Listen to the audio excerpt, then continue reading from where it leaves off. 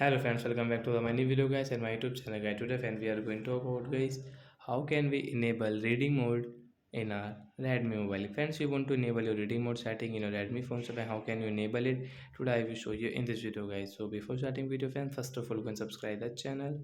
So friends, now let's see guys how can we enable reading mode setting in our Redmi phone. So friends, open your phone setting guys. After on phone setting guys, scroll here friends, you can see guys your display setting guys. Click on display setting.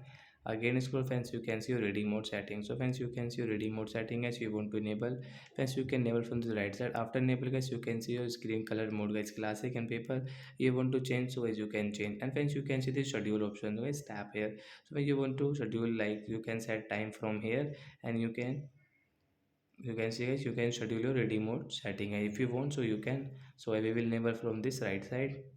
And friends, you can see ready mode notification guys. Ready mode adjust colors and texture of the item on your screen, allowing your eyes to relax. So like that guys, we can enable a reading mode setting and guys we can use it. So that's it guys, thanks for watching the video. Bye guys.